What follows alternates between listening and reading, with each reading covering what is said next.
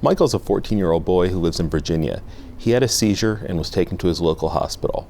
They performed a CAT scan where they saw an abnormality. The next morning, Michael was at Le Bonheur and we performed an MRI. This image shows the tumor in the left frontal lobe of Michael's brain. On this MRI image, you can see the tumor, which is a large white area. This part of the left frontal lobe is near where the textbooks say you have Broca's area. Broca's area is a part of the brain that allows us to generate thoughts, that allow us to speak and communicate with other people. This is an image from a functional MRI.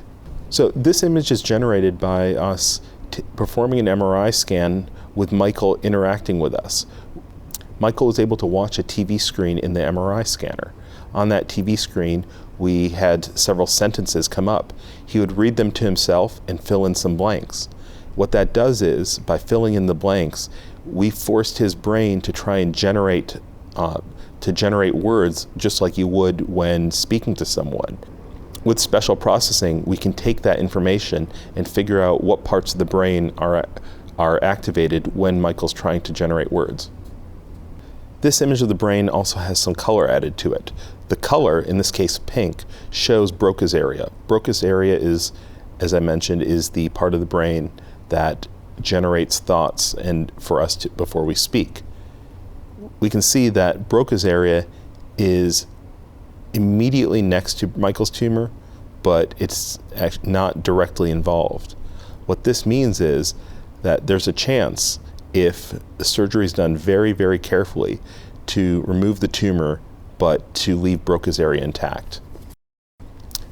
This image is what's called diffusion tensor imaging, or DTI.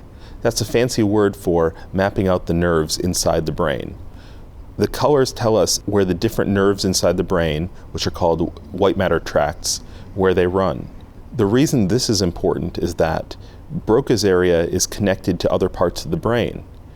Even if you leave a given area of the brain intact, it needs nerves which serve as wires to send that information to other parts of the brain.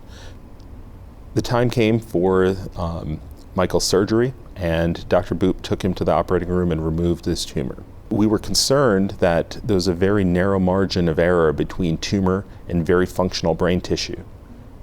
Because of that, Dr. Boop, in the middle of the case, asked us to do what's called an intraoperative MRI. The intraoperative MRI is an amazing technology.